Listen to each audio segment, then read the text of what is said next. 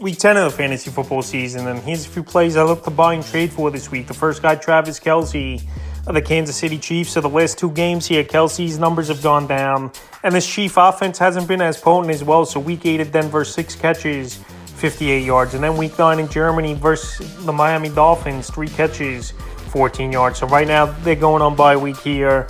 Is this Kansas City Chief team? Then they got Philadelphia, obviously a rematch of the Super Bowl last season.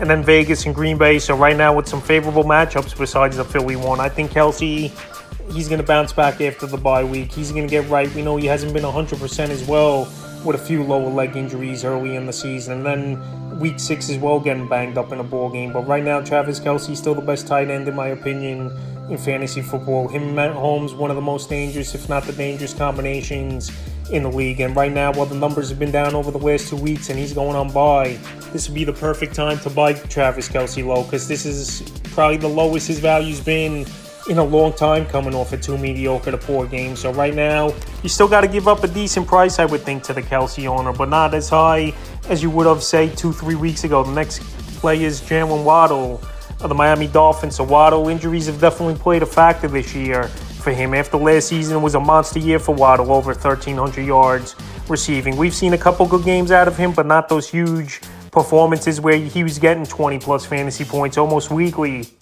at some points last season was Jalen Waddle. So the last few games for him, week 6 versus the Panthers, 7 catches, 51 yards, a touchdown. Week 7 at Philly, 6 catches, 63 yards. Week 8 versus the Pats, 7 catches, 121 yards, a touch. And then week 9 at Kansas City in that one, only 3 catches, 42 yards, 12 rush yards. So he hurt his leg early in that game on a run play. Rolled on his Jalen Waddle, but he gamer in that one versus the Kansas City Chiefs. He continued and he played the whole game, but right now going into a bye week and going in with that leg injury, a Waddle owner, he might be concerned that Waddle might not be 100% for the remainder of the season. We know he's a good wide receiver, and like I said, he's got a lot of talent, and it gets a lot of one-on-one coverage with teams focusing on Tyreek Hill as one of the best receivers, if not the best receiver in the league. So right now, hopefully Waddle's okay, and he gets that bye week to heal up a little bit with injuries. Early in the year, the concussion, and then obviously with the leg injury, like I mentioned, but he played through it in week 9, so he's a bye low this week. Next bye low is Cooper Kupp of the Los Angeles Rams. So Cooper Kupp, he came out of the gate hot after he came back from injury in week 5 and week 6 with big games, but the last 3 weeks, he's done nothing pretty much, is Cooper Kupp. Week 7 versus Pittsburgh in that one, 2 catches, 29 yards. Week 8 at the Cowboys, 4 catches, 21 yards. And week 9 at Green Bay, a team where I thought he could have took advantage of that secondary a little bit. Only 2 catches, 48 yards. So right now the Rams, we know they're banged up offensive line. We know Stafford's banged up. He possibly could be out longer. And Brett Rypien obviously isn't the answer at quarterback. And Cooper Kupp with ball games under 7 points 3 weeks in a row is definitely concerning. But right now, while his value is probably the lowest it's been in many years in fantasy football, this is a perfect time, I believe, for fantasy owners to go out there and get Cooper Kupp. I know right now this Ram team's free-falling, losing 4 out of 5 games. But right now, Kupp, maybe he's not 100% as well. Well, we know he missed the first 4 weeks of the season with a hamstring injury, and he could be acting up once again. Who knows? And also the poor quarterback play. But like I said, Cooper Kupp's one of the best possession receivers in the league. One of the best route runners, if not the best route runner in the league. And I think he's going to turn things around. And right now, fantasy owners, this is a time to go out there and make a trade for Kupp, because we know the upside. We know the type of wide receiver and numbers he could put up. Former Triple Crown winner. And now, well, he's had 3 games in a row where he hasn't done anything. You could get him on a good discount this week. The next play is DJ Moore of the Chicago Bears. So DJ Moore, since losing his quarterback, Justin Fields, to injury, even though there's a possibility he might return here on Thursday Night Football versus the Carolina Panthers, his former team. DJ Moore, he had some monster ball games, obviously early in the season, and then the last 3 weeks with Tyson Beckett at quarterback, the numbers have dropped weekly. Week 7 versus Vegas, 8 catches, 54 yards. Week 8 at Los Angeles Chargers, 4 catches, 55 yards. And then week 9 in New Orleans, 3 catches, only 44 yards. A fumble loss in that one. So right now he's got his former team coming up. We know this Panther defense really isn't all that good, but the key is for Justin Fields to come back. If Fields doesn't come back once again, the price is going to stay low. But if Fields comes back here in week 10 versus the Panthers, you got to go out there and make the deal now, in my opinion, for DJ Moore before it's too late. Because DJ Moore, you know the juices are flowing.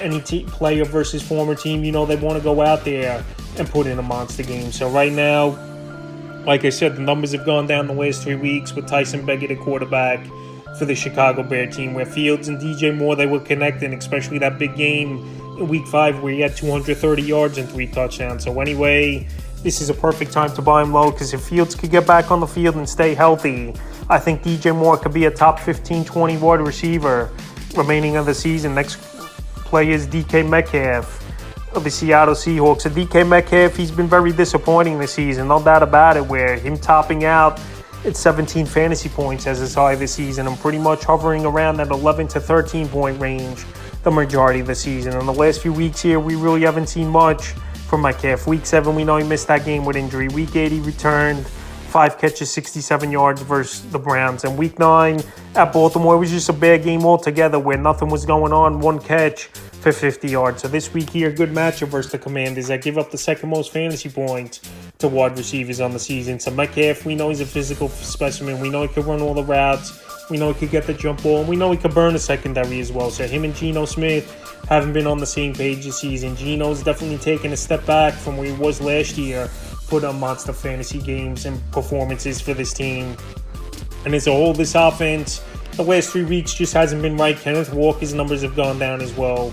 Also, DK Metcalf's numbers is down. And Tyler Lockett, we haven't seen much. So right now, where everyone's down on this offense over the last few weeks, DK Metcalf's a good piece, I believe, for fantasy owners to go out there and get, because he's got potential breakout with him as Metcalf. The next few weeks, the schedule is pretty decent as well. And right now, like I said, where he hasn't brought much to the table for fantasy owners, he's a perfect buy low candidate. Well, I don't think you got to give up much to get him this week. The next guy is his teammate, Kenneth Walker of the Seattle Seahawks. At 2 weeks in a row now, Zach Charbonnet's outsnapped Kenneth Walker, and Walker got out of the gate hot in the early going, but the last 2 weeks, the numbers have definitely fallen off. Week 8 versus Cleveland, 8 carries, only 66 yards, which is a great run per carry, obviously, where he was averaging 8 yards per carry in that game, with 1 catch and 4 yards versus Cleveland. And then Week 9 at Baltimore, 9 carries, 16 yards. So right now, it's definitely concerning to me that he's only had 17 carries in the last 2 games. I know the game was Week 9 at Baltimore, blowout, when the late third quarter, they were benching guys and the backups were coming in. But Zach Charbonnet definitely eating into the workload over there for the Seahawks team. We know they drafted him in the second round. He's a big physical back, catch the ball out of the backfield, and he's got 3-down potential as well, Zach Charbonnet. But right now, Kenneth Walker, it's definitely a concern that he's not going out there and making plays and putting up points. But right now, Kenneth Walker, I still think he's a home run hitting type of running back where he could turn things around and get things going. And Week 10's a good matchup versus the Commanders for this whole offense over there in Seattle to turn things around and get things going. So right now, while Kenneth Walker has struggled and the workload's gone down over the last few weeks, he's a perfect buy low play this week. And the final play I look to buy and trade for is Bijan Robinson of the Atlanta Falcons. So Bijan Robinson still hasn't had that patented breakout game, and his workload was minimal once again in Week 9 for Robinson versus the Vikings. 11 carries, 51 yards, 2 catches, 8 yards, and a fumble loss. So pretty much the last month of the season, we haven't seen much out of Robinson. But right now, good matchup Week 10 at Arizona. Give up the third amount fantasy points to running backs on the season. And then they go on a bye week. So Robinson, I possibly think he's playing with an injury a little bit. Tyrod Algier is still getting opportunities, even though he really hasn't looked good as well over there. And Arthur Smith just has to figure things out. But we know usually after a bye week, rookie players get more play and more into the playbook. So right now with the bye week coming up in Week 11, I think Bijan Robinson still could pay big dividends for fantasy owners in the last 3-4 weeks of the season before the playoffs.